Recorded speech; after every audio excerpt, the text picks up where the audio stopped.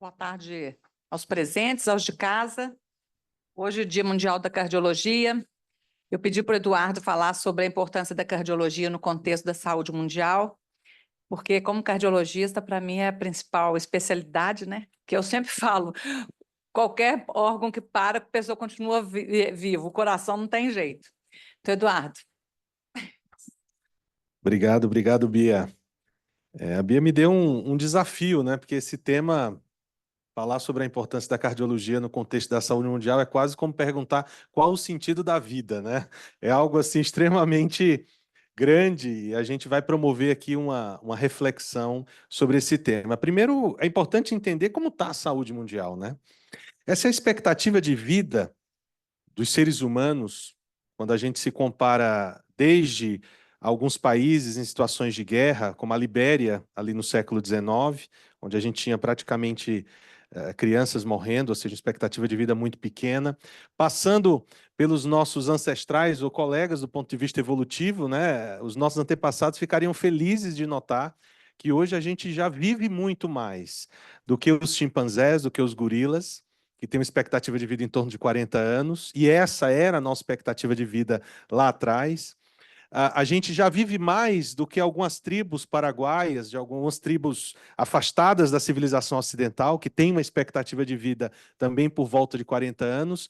Então, com algumas dificuldades que a gente vive acerca da tecnologia, do acesso, da cultura, alguns problemas relacionados à nutrição, à alimentação, a média é que sim, a evolução, a modernidade fez bem para os seres humanos, pelo menos em termos de expectativa de vida. Hoje a gente vive muito mais do que a gente já viveu no passado, do que os nossos antepassados, que aos 40 anos de idade já estavam vivendo o fim da vida. Hoje, uma pessoa de 40 anos de idade é alguém que, na verdade, é jovem e está começando a sua carreira. Isso, em parte, porque, se a gente for olhar os nossos antepassados, maior parte da mortalidade era exatamente neonatos. Então, como a gente diz lá no meu Ceará, né, pouca gente se criava, porque no fim das contas existe uma morte neonatal muito grande, existia uma redução dessa mortalidade até a vida adolescente e o adulto jovem voltava a morrer, exatamente por conta da exposição aos perigos, às infecções. Então, isso fez com que, no passado, a nossa expectativa de vida fosse muito curta. E, eventualmente, vejam vocês, quando a gente caminha aqui do final, ou do meados do século XIX até os anos 2000, a expectativa de vida vem subindo, vem alguma guerra, essa expectativa de vida reduz em alguns países, mas a tendência é sempre de aumento. Talvez durante a pandemia, na história recente, tenha sido um dos poucos momentos onde a gente viu historicamente a expectativa de vida cair ali por volta de 2020. E o que a gente vê, o que lidera essas causas de mortalidade, e aí a gente já coloca a cardiologia no cenário. Se a gente pega o Global Burden of Diseases, ou seja, quais são as doenças que mais acometem os seres humanos, e vejam vocês aqui as causas em 90, 2019 e 2021. A primeira causa é doença isquêmica. A segunda causa é AVC, só em 2021 que foi superado pela Covid-19. A terceira causa é DPOC, doenças infecciosas, e aí se segue, câncer de pulmão, tuberculose, Alzheimer. Mas o que não muda aqui?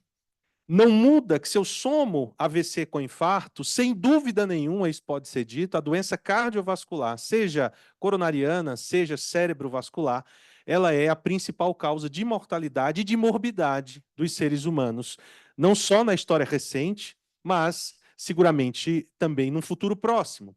Isso em parte porque os fatores de risco metabólicos, eles ainda são modificáveis, os fatores preponderantes na nossa sociedade. Então, quando a gente olha o que lidera esses fatores associados à perda de anos de vida com qualidade, o que a gente vê é que pressão arterial, tabagismo, hiperglicemia, índice de massa corpórea aumentado, poluição, bem como LDL aumentado, são fatores metabólicos, e quando você vê aqui a somatórios, sejam metabólicos, sejam comportamentais, são fatores associados às doenças cardiovasculares. A idade do primeiro infarto, ela se correlaciona diretamente com a soma desses fatores. Então, à medida que você tem um fator, nenhum desses fatores, a média de idade do primeiro infarto é de 70 anos, e vejam vocês, à medida que eu vou acumulando esses fatores, E não é incomum que a gente tenha associação deles. A gente vai reduzindo para até cerca de 20 anos a média do primeiro infarto, chegando a 56 anos para aqueles que têm 5 desses fatores, lembrando que eles estão interconectados. E um outro ponto que faz com que a gente não tenha tanta expectativa de que a doença cardiovascular ela reduza nos próximos anos é que algumas patologias elas conseguiram melhorar a sobrevida nos últimos anos.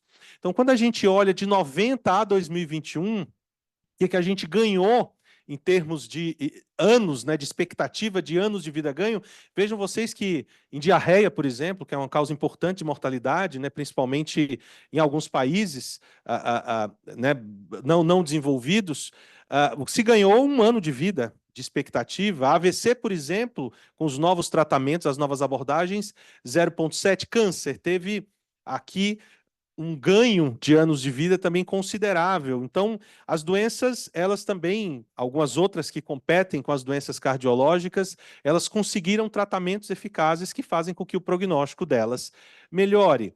E o que a gente vê é que para 2050, se tudo seguir o planejado, pelo menos desse grupo de especialistas, a doença isquêmica, o AVC, o diabetes e o DPOC vão continuar sendo as principais causas de morbidade, né? Aqui a gente está falando de burden de doença, ou seja, de pessoas não necessariamente de mortalidade, coincidentemente, doença isquêmica é, junto com a AVC, as principais causas de mortalidade, mas de morbidade da população. Bia, então vai ter função aí, Rezende, João, Rômulo, Meire e Camila, para todos nós durante muitos anos, porque, de fato, a gente não tem tanta expectativa de que isso reduza. O aumento da expectativa de vida faz com que esse indivíduo seja exposto a mais anos a esses fatores de risco, fazendo com que doenças crônico-degenerativas acabem aparecendo. Mesmo quando a gente considera a África subsaariana, a gente já prevê, em 2050, um aumento da expectativa de vida para perto de 70 anos de idade, e para os demais países, principalmente os países envolvidos, para quase 85 anos de idade. E esse é o cenário que a gente olha e a gente vê que seria o que a gente consegue reduzir em termos de burden de doença até 2050. E vejam vocês que mesmo melhorando nutrição, vacinação, mesmo melhorando uma série de fatores, o melhor cenário seria o cenário de controle dos fatores metabólicos, que são hoje o grande foco da cardiologia. Não tem uma outra forma de nós reduzirmos morbidade e mortalidade se a gente não controlar as doenças metabólicas, que hoje são as grandes responsáveis pela mortalidade dentro da cardiologia, da endocrinologia, da cirurgia vascular. Então, não há dúvida de que hoje isso é uma verdade. E como que a gente consegue mudar a história de uma doença? Tratando. Aqui eu trouxe um exemplo de uma causa que a cardiologia trata corriqueiramente, a hipercolesterolemia familiar, uma das situações complicadas, principalmente para aqueles que têm doença homozigótica. Vejam vocês que é uma doença preponderante genética, geralmente, nesses casos, com mutações do receptor do gene do LDL e da ApoB, são as duas causas mais comuns. E vejam vocês que, se eu deixar a doença seguir essa intervenção com 12 anos e meio, geralmente essa criança, esse adolescente já tem o primeiro infarto ou o primeiro evento cardiovascular. A doença, na sua forma heterozigótica, não é tão diferente, com 35 anos, ainda muito jovem, você vai experimentar o primeiro evento. E o que a gente consegue fazer? A gente consegue reduzir a inclinação dessa curva com a nossa intervenção. A cardiologia, ou a medicina como um todo, ela sempre conseguiu predizer doenças. Eu acho que é parte da nossa arte, enquanto médico, a predição. Aliás, no passado, a gente só predizia mesmo, né? Você ia no médico, basicamente, para ele dizer vai bem, vai mal. Bom, não está tão bem. Em algumas situações, ele até conseguia intervir. Mas só muito recentemente é que nós conseguimos tratar as causas das doenças e não suas consequências. É uma realidade muito recente na medicina. E aqui está uma situação onde, de fato, eu não consigo mudar a genética do paciente, mas eu consigo mudar a história natural da doença, dando estatina e reduzindo a exposição ao LDL colesterol, fazendo com que essa doença talvez apareça, mas apareça mais tardiamente. E é exatamente esse o papel da cardiologia, entendendo que nós temos uma posição estratégica e cuidamos da doença de uma vida, fazemos desde check-up até cuidar de indivíduos em UTI, paciente crítico. Então, a gente pega esses indivíduos em momentos diferentes da doença. Como que a gente pode atuar? E aí é que eu vejo, Bia, o nosso papel na promoção de saúde da população mundial, e a cardiologia tem uma fatia grande nas mãos, né? Eu vou trazer aqui essa paciente, Dona Zélia, 59 anos, casada do lar, de Fortaleza, hipertensa, morte súbita por infarto como primeira manifestação de doença. É minha avó. E esse aqui sentado no colo dela sou eu. Então, vejam vocês a grande derrota que é você fazer o diagnóstico de uma doença já no momento final dela.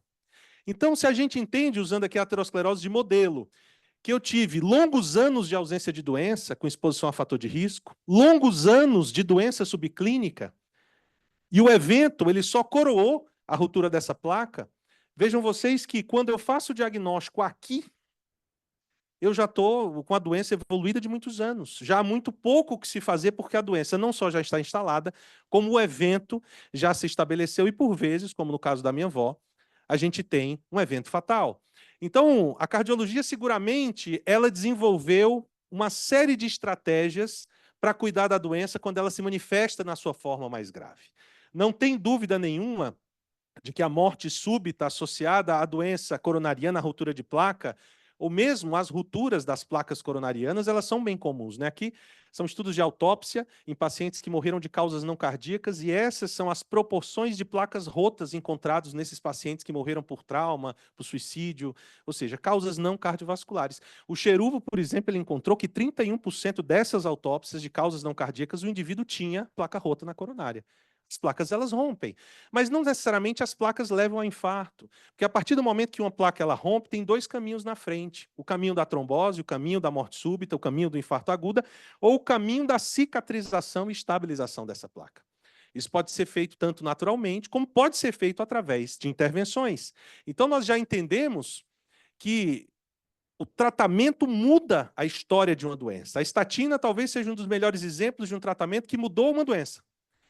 Até os anos 90, 2000, a gente falava muito da placa vulnerável, que era uma placa que rompia, era rica em lipídio, com a capa fibrosa fina, tinha como manifestação clínica comum infarto com supra de ST, ou seja, uma placa rota com trombo oclusivo. A estatina, ela mudou tanto a história dessa placa que hoje as placas que mais rompem, elas não rompem, elas erodem. A exposição não é do corpo lipídico, é de proteínoglicano e glicosaminoglicano.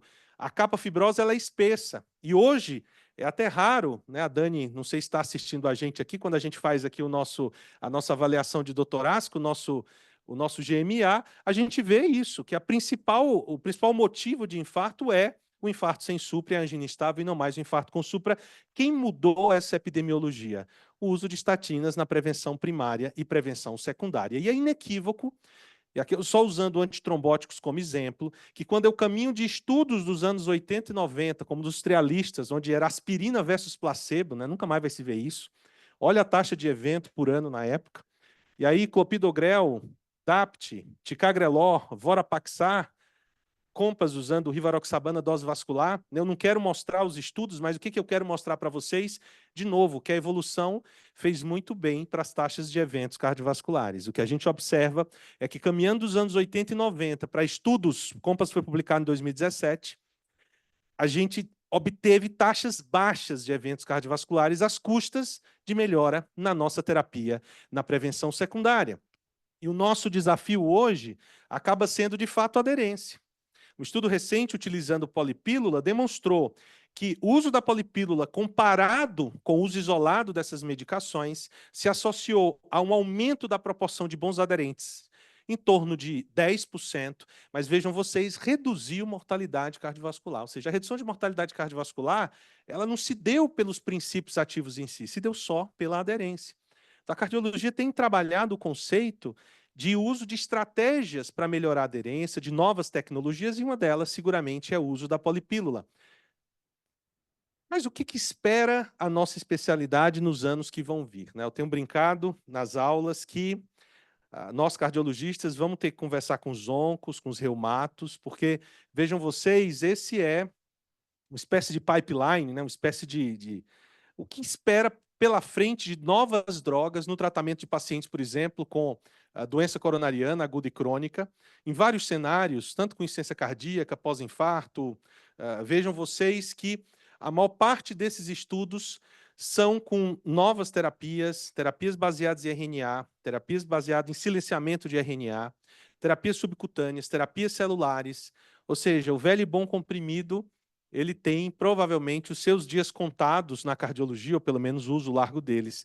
E a gente que sempre teve problema com o uso de terapias subcutâneas, parenterais e infusões, a gente vai ter que se acostumar porque é o que nos espera. Então não há dúvida que uma série de mecanismos de droga, que eu trago 2 exemplos, tanto oligonucleotídeos antissense, onde um oligonucleotídeo se liga a um RNA mensageiro e promove a degradação desse RNA, que significa que aquela proteína a ser produzida, ela nem vai ser produzida. É diferente de você usar um anticorpo, que você bloqueia uma proteína já produzida, ou um RNA interferente, que se liga a um complexo silenciador e evita a produção dessa proteína também, de forma que hoje a gente já consegue, assim, talvez seja muito comum, né, para os hematos, para quem cuida de doenças raras como Leonardo, Newton, mas na cardiologia tem sido uma verdadeira revolução as novas terapias utilizando essas tecnologias. E o foco de atenção também muda. Então, não muda só a estratégia de dar um remédio oral, não muda só a tecnologia, mas muda aquilo que a gente quer ver das doenças. Então, pegando como exemplo a insuficiência cardíaca, vejam vocês que a gente ficou atuando basicamente no antagonismo neurohormonal, sistema renina, angiotensina, aldosterona, durante tantos anos. A gente dá Vieca, BRA, beta-bloqueador, bloqueadores de aldosterona, e hoje a gente já tem novos alvos terapêuticos, como, por exemplo, inflamação, metabolismo cardíaco, hipertrofia, fibrose, de forma que a pesquisa clínica, bem como a pesquisa básica, elas são fundamentais para a evolução de uma especialidade. Então, hoje, o que a gente tenta tratar na insuficiência cardíaca, na dislipidemia, no infarto agudo, na aterosclerose, não é a saturação daquelas vias que a gente já trata. Hoje o LDL, a gente já chega em valores ultra baixos, a gente já está investindo em outras vias. Então, não tenho dúvida que a partir do momento que a doença está estabelecida, principalmente nas suas fases mais graves, a nossa especialidade ela tem desenvolvido tecnologia e grandes pesquisas para melhorar a aderência e oferecer melhores terapias, principalmente terapias parenterais. Será que eu não consigo me antecipar? Será que eu não consigo atuar nesta fase da doença? Eu não tenho ainda o evento clínico, eu não tenho um infarto, eu não tenho um AVC, mas eu não tenho dúvida que hoje a gente já tem tecnologia de imagem para ver doença. Eu não tenho dúvida que a Thaís, que os médicos aqui da tomografia, eles são acostumados a ver isso. Eu não tenho dúvida que o Rezende já está acostumado a ver isso, uma placa na carótida. Vocês têm noção de que isso aqui é... O que é isso aqui? Isso aqui é uma doença nascendo. Eu digo isso para os pacientes no consultório. Isso é fruto da modernidade. No começo do século passado não existia isso. Ninguém via as doenças nascendo. A gente via as doenças a partir do momento que elas davam sintomas ou eventos.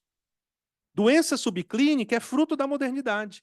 É fruto da melhora de métodos de imagem que hoje conseguem ver essa placa, que é uma placa que está nascendo. Como que ela vai evoluir? Não sei. Ela pode romper daqui a 2, 3 anos, 5 anos, 10 anos, pode estabilizar. Mas hoje a gente já tem a oportunidade de ver essa doença nascendo, que é uma oportunidade que a cardiologia tem, que a vascular tem, que os métodos de imagem promoveram, que a gente precisa atuar aqui, para não esperar a história natural, porque a história natural a gente já conhece. O que fazer com essas placas? E, de novo, vem a pesquisa demonstrando que alguns conceitos que a gente aprendeu na faculdade, eles mudam. Eu aprendi na faculdade que a aterosclerose é uma doença inexoravelmente progressiva. Provavelmente aqui o Rômulo tenha me ouvido falar isso, quando rodou comigo na aterosclerose, que até a época dele a gente ainda falava dessa forma. Eu acho que a gente teve que mudar esse discurso muito recentemente, principalmente nos últimos anos, quando ficou muito claro que a gente tem hoje regressão de aterosclerose. Estava conversando com o Rezende, que eu trouxe esse estudo, um estudo de 2023, onde os pacientes fizeram para a doença periférica aterosclerótica uma avaliação no tempo basal e em 6 anos. E o que eles observaram? Em vermelho, aqueles indivíduos que progrediram essa placa. Em azul, aqueles que regrediram essa placa. Isso pode ser feito com coronária também, João. Mas aqui especificamente foi com doença periférica. Então vejam vocês que aqui eu tenho um volume no baseline, aqui eu tenho um volume de placa no segmento. E aqui ele traz alguns exemplos de progressão no baseline em 6 anos, surgimento e progressão de uma placa, seja por aumento de volume, seja por modificação fenotípica, e ali exemplos de regressão, tanto na carótida como em membros inferiores, seja a redução dessa placa, seja modificação fenotípica dessa placa. E o que é curioso observar nesse estudo é que ele tentava entender quais são os fatores associados à progressão e à regressão da placa aterosclerótica. E o que ele observou, que é o que eu acho interessante especificamente para a regressão. Aqui seria predizer regressão. Vejam vocês que não fumar está associado a maior regressão. As mulheres estão associadas a maior regressão, com significância estatística. O LDL, que é um fator que pode ser modificável, à medida que ele é mais baixo, ele está associado a maior regressão. A idade eu não consigo mudar. À medida que o indivíduo envelhece, ele tem menos regressão. Esse odds negativo significa que ele regride menos, bem como o tamanho da placa, o que parece ser meio óbvio. À medida que eu tenho uma placa maior, é muito menos provável que ela regrida do que pegar uma placa no começo. E é por isso que a nossa atuação tem que ser precoce, bem como o fibrinogênio aqui também estava associado a menos regressão. Mas vejam vocês que desses fatores, precisamente tabagismo e LDL, a gente consegue intervir. E é o que a gente tem trabalhado na regressão de placa, são os fatores modificáveis que têm medicação para isso. Então, esse estudo foi muito interessante, ele demonstra que a doença remitiu em 8% dos pacientes, olha só, já chega em 2 dígitos, mas já um dígito quase 2, 8%, quase 10%, e que a redução do LDL, redução do fibrinogênio, ausência do tabagismo, idade mais jovem e mulheres estão associados a essa maior regressão, e que o LDL e a pressão exerce impacto sinérgico na progressão. Aqui eu não estou falando de estabilização, que ainda seria uma terceira possibilidade de a doença não regredir, mas ela estabilizar. Então vejam vocês, são fatores de risco que estão na nossa mão há muitos anos e que basta, de fato, a nossa intenção na atuação. Um outro ponto que o cardiologista pode e deve atuar, a gente fala tanto de LDL, de tabagismo, de tantas outras condições, mas hoje a gente entende que existem condições que fogem um pouco dos fatores tradicionais metabólicos. Quem aqui não tem aquele paciente no consultório, magro, não diabético, não tabagista, que experimenta o infarto precoce? Não está relacionado aos fatores tradicionais. O paciente que infarta não é só aquele paciente com obesidade, diabético e tabagista. Então, hoje a gente tem trabalhado os pacientes sem Smurfs, o termo ficou Smurfs para facilitar, que são fatores metabólicos sistêmicos modificáveis, fatores de risco. E vejam vocês que o número de infartos com supra associados a esses pacientes sem fatores de risco tradicionais tem aumentado. Apesar do prognóstico ser melhor do que o dos pacientes que têm esses fatores tradicionais, como diabetes, hipertensão e tabagismo, ainda assim eles têm uma mortalidade considerável. Então, hoje, o que se entende é que na presença da doença clínica ou subclínica detectada e na ausência dos fatores onde a gente atua, que a gente faça uma avaliação completa envolvendo oncologia, envolvendo nutrição, envolvendo metabolismo lipídico, inflamação, saúde bucal, saúde do sono. Essa publicação ela sugere, inclusive, que, confirmada a aterosclerose, confirmado que esse indivíduo não tem fatores tradicionais, você comece um tratamento direcionado para a doença aterosclerótica, mas que você prossiga para uma avaliação personalizada, e veja que personalizada é uma lista grande, que envolve uma série de fatores que podem estar associados a essa doença, mesmo que fugindo um pouco do tradicional. Então, aqui a gente vai perguntar questões como, por exemplo, os pneumos já fazem muito isso. Eu vi a Elaine entrar, lembrei da geriatria. A geriatria já faz isso de rotina. A cardiologia é muito focada na doença dela, mas aqui é um cenário onde a gente vai ter que fazer. Avaliar a história, por exemplo, de manejo de metais pesados, avaliação socioeconômica, exposição à poluição, que a gente sabe que está associado à aterosclerose. Então, sem dúvida nenhuma, a gente tem muito o que fazer, mesmo quando o fator de risco ele não é tradicional. Mas e que tal se a gente se antecipar mais ainda? Porque a gente partiu da prevenção secundária, da doença já estabelecida no seu pior cenário, a gente passou por como impedir que essa doença já estabelecida progrida. Mas será que numa época de genética, será que numa época de exames de imagens tão sofisticados, será que numa época de modelos de predição de inteligência artificial, não é possível que eu não consiga fazer mais do que o oráculo de Delfos? Essa imagem do oráculo de Delfos é algo ancestral do ser humano, e lá para saber o que vai acontecer com você. Você vai bem, você vai mal. O problema do oráculo é que ele só dizia se ia bem ou ia mal e não conseguia mudar o meio do caminho. Em algumas situações da medicina, eu me sinto um pouco assim. Alguns fatores genéticos ainda não me permitem. Não existe edição genética. O primeiro estudo de edição genética foi publicado recentemente. Ainda não é realidade terapêutica. A gente está começando. Mas não é possível que eu não consiga fazer mais do que em Delfos. E a gente consegue. Será que na ausência de doença, o indivíduo que não tem doença, prevenção primordial ou primária, ou na ausência de fator de risco, prevenção primordial, ou na ausência de aterosclerose mais com fator de risco, prevenção primária, será que eu consigo predizer e modificar a doença? Consigo. Hoje tem se tratado um conceito de expossoma. A gente fala muito em inflamassoma, a gente fala muito em genoma, uma série de fatores, mas expossoma hoje tem sido trabalhado porque a gente entende que a doença ela não é relacionada apenas àqueles fatores tradicionais, como a gente já comentou, mas a doenças infecciosas, poluição, doenças mentais.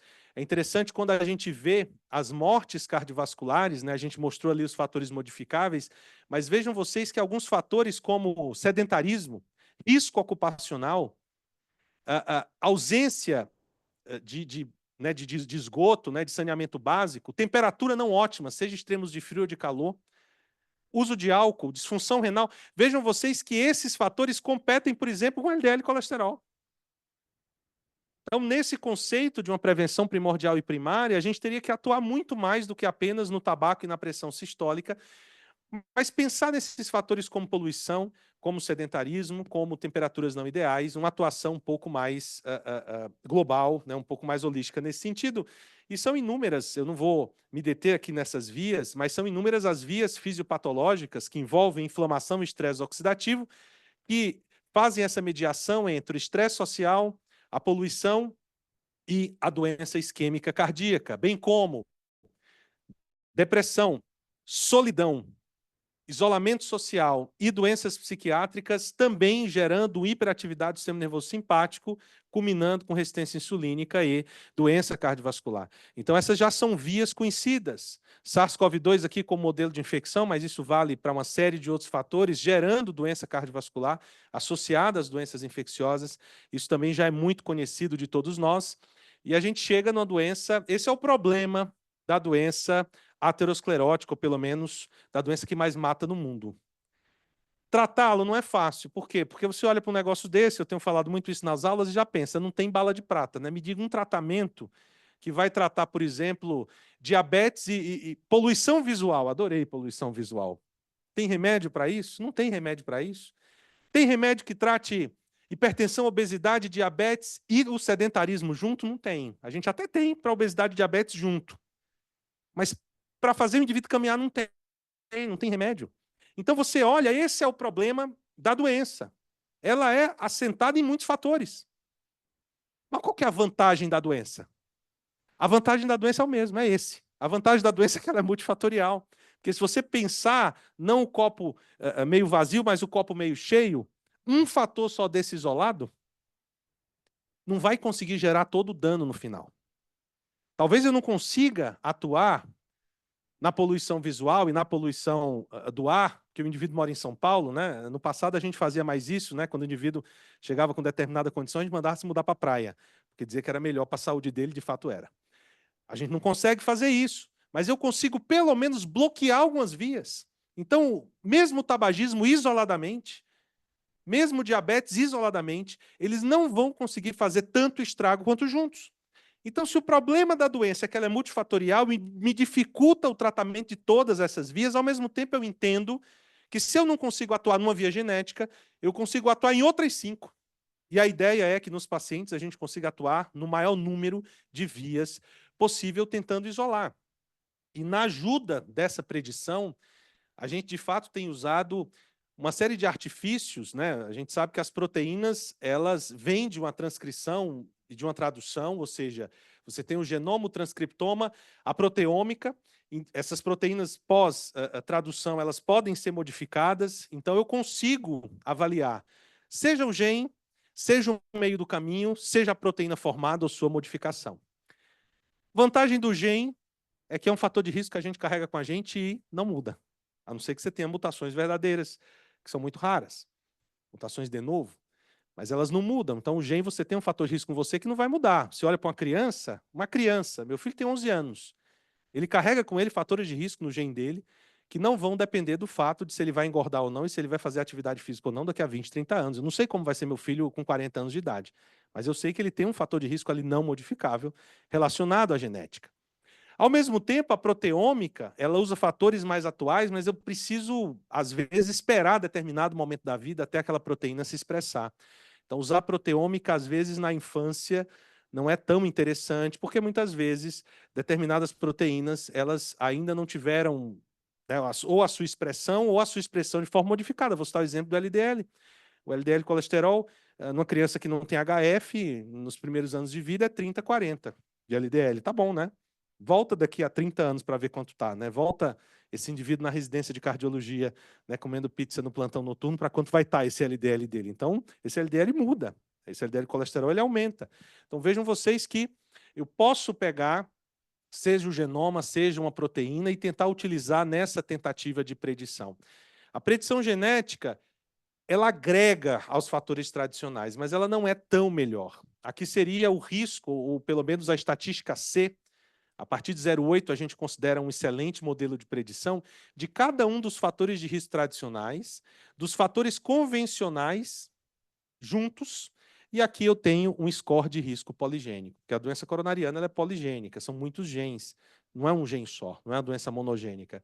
E vejam vocês que o fenótipo ainda é melhor do que o genótipo, de forma isolada, não há muita dúvida disso, mas se eu junto os dois na predição, eu já tenho um modelo muito melhor. Então, hoje, eu já conseguiria predizer quem vai ter mais risco baseado nesses scores? Sim, teoricamente, sim. Já existem scores, inclusive, na Europa, da Alélica, que são desenvolvidos lá, só que são calibrados para a população europeia, e o 9 de julho, né, juntamente com outros hospitais da ASA, o Hospital da Bahia, a gente vai ativar também alguns centros no Rio de Janeiro, ele participa do desenvolvimento de um score de risco poligênico para predição de doença aterosclerótica, só que calibrado para uma população miscigenada, que é a população brasileira, na tentativa de quê? De predizer. Por que é importante predizer? Porque as diretrizes são baseadas em fenótipo. Você fica pensando, será que aquele indivíduo que está no risco genético maior, ele recebeu mais estatina ou mais aspirina? Esse estudo foi um estudo interessante, onde eles pegaram uma coorte, um estudo relativamente recente, de 2020, e vejam vocês que eles tentaram aplicar os critérios de uso da diretriz americana para estatina, né, para terapias relacionadas à doença aterosclerótica, tanto naqueles pacientes que tinham maior risco genético, onde você via pelo risco genético que aquele cara tem risco alto, quanto naqueles que estavam no risco mais baixo. A lógica é que se necessariamente esse gene se expressasse fenotipicamente, você talvez pensasse, nossa, mas esse cara aqui no risco genético maior, talvez fosse mais diabético, talvez fosse mais obeso, talvez fosse mais renal. Não. Usando os critérios da diretriz, a proporção de uso de medicação foi a mesma. Vejam vocês que a proporção de indivíduos usando estatina foi muito parecida nos dois grupos. Então, esses pacientes, na verdade, eles estão, aqueles que estão no risco maior, aqueles que estão no top 20 do risco, eles estão desprotegidos em relação a outros fatores, porque a diretriz manda dar medicações baseado em fenótipo, baseado em apresentação clínica e não baseado no risco genético. Então, ainda existe muito que a gente possa caminhar no sentido de tentar predizer e nos antecipar em relação ao aparecimento da doença.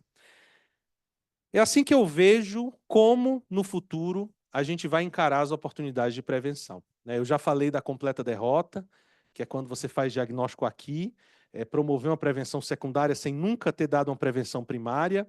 A gente tem oportunidades a partir dos 40 anos de idade. Aqui, na verdade, está a grande oportunidade que a gente perde na medicina de hoje. Uso do score de cálcio, uso do score poligênico, uso do ultrassom Doppler de carótidas para detectar aterosclerose subclínica, uso de multiômica, proteômica, genômica, ou seja, alguns marcadores de maior risco cardiovascular na tentativa de alocar esse paciente para uma agressividade maior ou menor no tratamento. E o nosso futuro é aqui e talvez o grande desafio de consultório, né? aquele paciente com menos de 40 anos de idade, que chega no seu consultório, uma vida inteira pela frente, não tem calculadora que entre ele, a americana agora está até entrando mais jovem, né, com 30 anos, mas geralmente ele não entra em calculadora e normalmente você diz que ele vai bem. Porque normalmente ele não tem doença ainda estabelecida. É raro que você tenha no paciente com 35, apesar da gente ver infarto hoje jovem, mas geralmente, na média dos doentes, eles não têm doença. Será que eles vão bem de fato? O que eu poderia utilizar nessa idade, antes dos 40, mas no adulto jovem, na tentativa de predição? E aí nós temos pelo menos duas estratégias. O score poligênico, como eu falei, pode ser usado até no nascimento já. E o uso de alguns marcadores, seja de genômica, seja de proteômica, na tentativa de predição. O que é que eu faria com esse paciente? Esse é o grande ponto, né? Porque hoje, da forma como é estabelecida a nossa proteção, principalmente para indivíduos com menos de 40 anos, eu uso a calculadora, alguma calculadora disponível, eu coloco ele numa média de risco. Depois que eu coloco ele nessa média mais ou menos de risco, baixo, intermediário ou alto, é que eu uso essas estratégias de imagem e a partir daqui é que eu vou avaliar quem vai receber terapia farmacológica e quem vai receber só recomendação de mudança de estilo de vida. Mas talvez a nossa ideia seja a de nos antecipar em relação ao uso dessas novas tecnologias. Talvez o mais interessante fosse não esperar que esse indivíduo ele chegue na idade da calculadora, mas você já usar aquilo que você tem disponível, seja de imagem, seja de métodos de multiômica, com menos de 40 anos de idade, por exemplo, já para você fazer um refinamento do risco desse paciente, baseado na presença ou ausência da doença e do risco cardiovascular, e a partir daqui você já estabelecer terapias vasoprotetoras e de redução de risco, onde esses pacientes muitas vezes não são candidatos. É muito curioso que ainda hoje a gente espera aparecer a doença para começar a tratar. Mas a gente já tem disponível hoje métodos para estimar o risco daquele paciente e evitar que ele tenha a doença. Então, eu não tenho muita dúvida de que a cardiologia, Bia, ela tem a plena condição, porque nós cuidamos desses indivíduos uma vida inteira, de promover esse tipo de prevenção.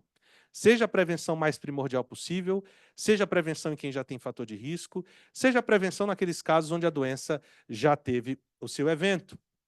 E por que a gente consegue fazer isso? E eu sempre brinco nos grupos, quando a gente comenta sobre cardiologia, esse é o censo médico, uma análise de 2023, a demografia médica do Schaeffer, que tem sido bastante citado. Nós somos muitos. Nós somos muitos cardiologistas. Se você for observar, aqui são, por RQEs registrados, o número de cardiologistas no Brasil. Nós somos mais de 20 mil cardiologistas. Nós perdemos, talvez, para as especialidades tradicionais, basicamente para a clínica médica e pediatria e cirurgia geral, que são especialidades básicas, gineco-obstetrícia, anestesiologia e ortopedia, mas pensando nas especialidades com pré-requisito de residência, nós somos seguramente a especialidade que não é de acesso direto, a primeira especialidade em número. Isso sem considerar os médicos que exercem a cardiologia, porque cardiologia é uma especialidade exercida por muitos que não têm RQ registrado. Então, não tenho dúvida que isso aí ainda é subestimado. Então, nós somos muitos. Nós cuidamos da doença que mais mata no mundo ocidental. Nós temos oportunidade de prevenção porque nós cuidamos de um paciente durante a vida inteira. Diferente das especialidades que tratam faixas etárias, como a geriatria, que já pega esse paciente na faixa etária mais idosa, ou como a pediatria, que perde esse paciente em determinada faixa etária, nós atravessamos a vida de um doente, cuidando dele desde o check-up, na idade mais jovem, até os octogenários, dividindo aí com geriatra, às vezes, essa oportunidade de prevenção secundária. Poucas especialidades têm a oportunidade de atravessar a vida de um paciente do começo, na ausência de doença, até a presença da doença no seu cenário mais crítico. Então, a gente tem todas as oportunidades de prevenção, da primordial até a secundária. Então, Bia, o que eu vejo nessa reflexão de como a gente pode mudar a saúde mundial, primeiro é de entender que o problema é nosso. Segundo, é preciso entender que nós só conseguiremos reduzir essa mortalidade se entendermos que as doenças metabólicas também são nossas e são multiespecialidades, dividida com endócrino, com hepato, com nefro. se a gente não atuar como médicos, não necessariamente como cardiologistas, nas doenças metabólicas, o cenário até 2050 não vai mudar. E terceiro, e talvez mais relevante para nós aqui no 9 de julho, a gente pode discutir aqui a acessibilidade. Nós temos aqui acessível boa parte dessas tecnologias. Então, o uso hoje da tecnologia já desenvolvida é fundamental para que a gente consiga o efeito esperado no final. E o que a gente vê muitas vezes é que exatamente por conta do nosso treinamento médico, das nossas residências, da nossa formação, às vezes não ter sido realizado no hospital que tinha aquilo disponível, a gente se forma cardiologista atua na cardiologia ainda com os vícios de formação de quem não tinha aquilo acessível. E às vezes você tem disponível ali uma Ferrari para você, mas você continua usando ela só para passar a segunda marcha e comprar pão na padaria na esquina. Você poderia fazer muito mais com essa Ferrari do que o que você faz no dia a dia, mas às vezes a gente se limita a fazer aquilo que a gente é acostumado a fazer por conta de vieses de formação. Então eu vejo, Bia, que hoje a gente tem grande oportunidade, a gente tem um grande desafio, mas seguramente a cardiologia é uma especialidade estratégica no aumento da sobrevida da população, na redução da morbidade e mortalidade das doenças, e a gente vai discutir tudo isso no nosso Summit. E eu deixei esse último slide aqui para apresentar para vocês a inovação que transforma o cuidado. A gente vai comentar um pouco mais desse assunto na nossa palestra de abertura na mesa de cardiologia, refazer algumas dessas reflexões, para onde caminha a nossa especialidade, para onde que a cardiologia está se direcionando, o que a gente tem disponível hoje em termos de tecnologia. E o nosso Summit vai ser de 22 a 24 de agosto, 22 à noite, um jantar de abertura, no dia 23 o dia inteiro, durante a sexta-feira, e no sábado pela manhã. É um summit da cardiologia, a gente vai ter 4 salas simultâneas, uma de cardiologia, uma de oncologia, uma de neurologia e uma de cuidados assistenciais. São salas que você pode transitar entre as salas, assim como no congresso, né, em qualquer tipo de evento, e ver aquilo que mais te interessa no programa. Sugiro fortemente para aqueles interessados que vão para a sala de cardiologia, o programa está excelente, a participação dos profissionais do 9 e até aqueles que atuam aqui no 9. É importante você ir para saber o que tem disponível para você utilizar aqui no hospital. É curioso, Bia, às vezes a gente vê muito isso na reunião de corpo clínico, que a gente atua no hospital há anos e descobre que tinha um exame que você não sabia que tinha disponível aqui. Um exame por exemplo, uma atividade anti-10A calibrado para rivaroxabana ou para apixabana. Você tem aqui no 9 de julho disponível. Um teste de agregabilidade plaquetária você tem disponível aqui no 9 de julho, ou seja, uma série de exames que talvez você precise e às vezes você não sabe que tem. É importante conhecer o hospital onde você trabalha e tudo aquilo que o hospital oferece para você fazer a melhor medicina possível. Obrigado, Bia.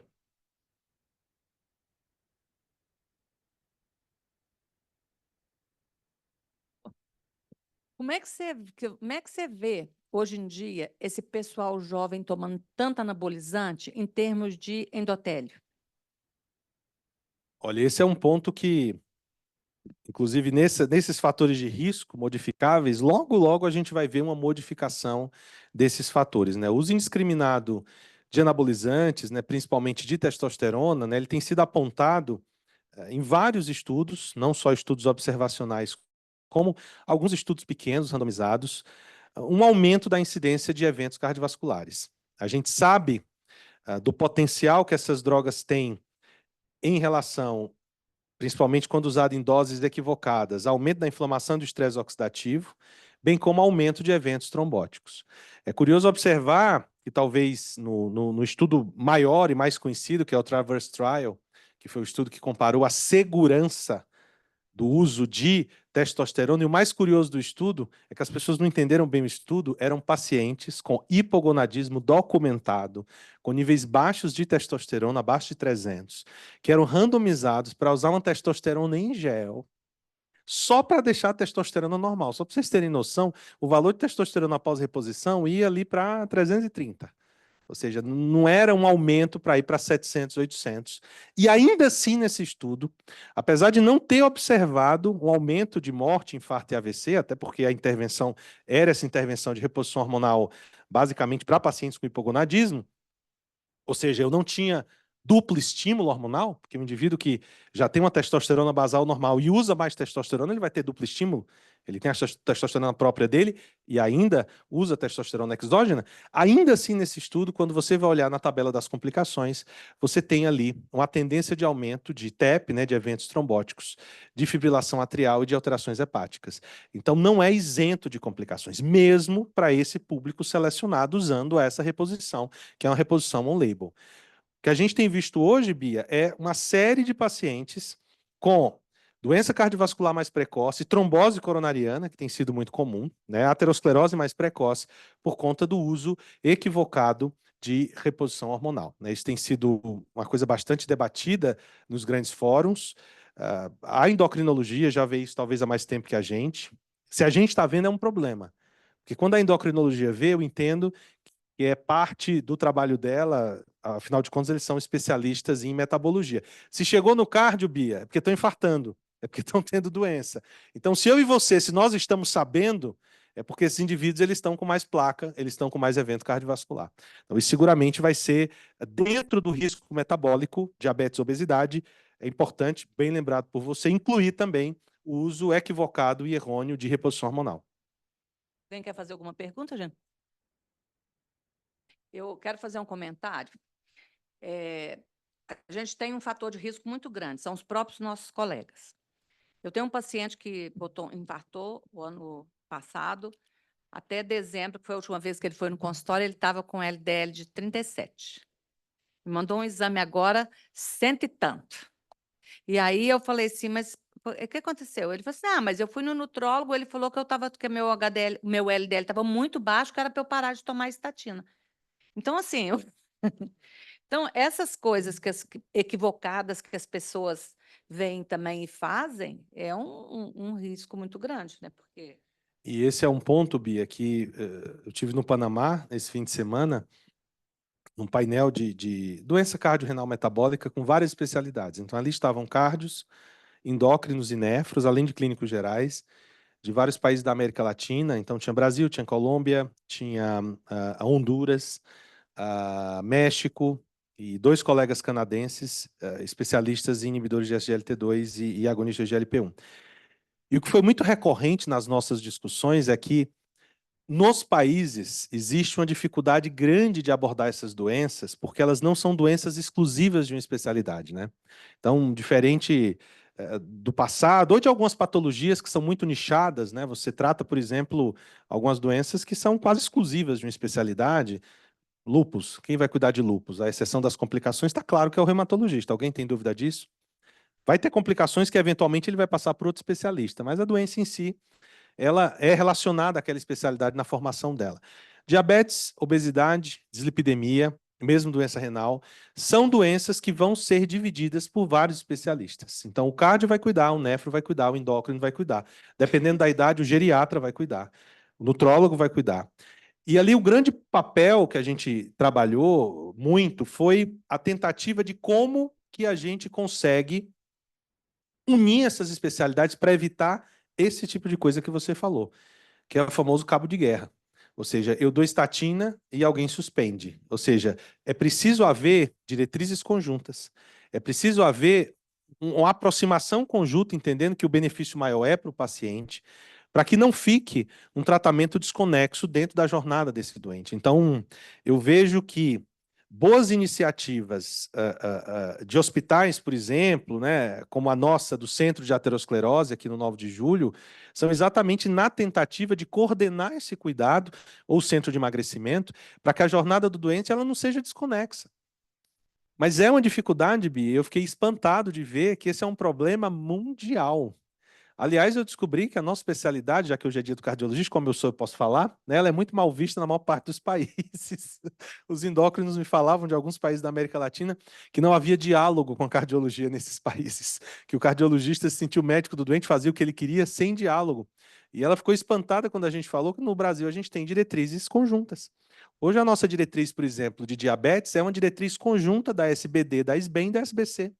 Nós temos hoje diretrizes em aproximação com outras especialidades, mostrando que aqui a gente entende, assim como nos Estados Unidos e na Europa, a importância das especialidades no cuidado desses doentes, para que o que tem na minha diretriz seja semelhante àquilo que tem na sua diretriz, da sua especialidade dentro da sua área. O grande problema é que muitas vezes essas diretrizes não são seguidas nem respeitadas. E aí, nesse caso, é preciso que se coordene esse cuidado, e esse é um problema que a gente vai ter que resolver no futuro. Boa. Camila Sutti falando aqui. Parabéns aí a todos os colegas, especificamente hoje aos cardiologistas. Bia, parabéns pela elaboração dos lanches clínicos. Edu, você brilha dando aula, é gostoso assistir. Eu sou cardio de formação, né? Hoje eu não estou na cardio, estou aqui na gerência médica. Uma dúvida de um dos fatores também que não estava aqui era a menopausa na mulher. Tinha o fator de risco mulher, mas não tinha menopausa e não vi uma descrição, algo sendo bem debatido sobre reposição hormonal. Você quer comentar alguma coisa sobre isso? Assim, bem lembrado, Camila. Existe sim, né, o risco principalmente da menopausa precoce, né, que está associado ao aumento do risco cardiovascular. A gente sabe que a mulher ela tem uma redução de risco durante a sua vida reprodutiva. Parte disso não é só uma questão genética, é uma discussão longa, né? Se a mulher ela tem menos eventos cardiovasculares ou mais tardios só pela ausência de um cromossomo Y, ou seja, se é um fator genético de fato, ou se isso necessariamente está associado a benefício hormonal. Passa por benefício hormonal. Então, sim, menopausa precoce geralmente está associado a aumento do risco cardiovascular. O que a gente não consegue hoje é que a reposição hormonal se traduza na redução desse risco que a mulher ganha depois da menopausa, né?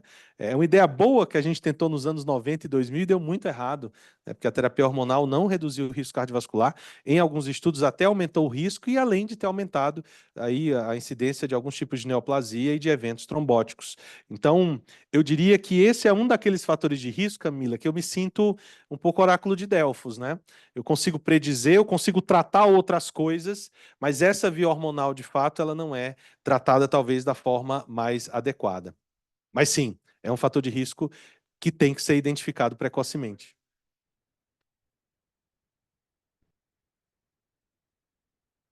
Pessoal, excelente, Edu, como sempre. Isso aí não tem a menor dúvida. Eu falo assim, Eduardo, toda vez que você dá uma aula, a gente aprende alguma coisa. E obrigada. E parabéns para todo mundo daqui, o pessoal que está em casa. E obrigada, Edu. Obrigado, pessoal. Obrigado a todo mundo. Feliz Dia do Cardiologista aqui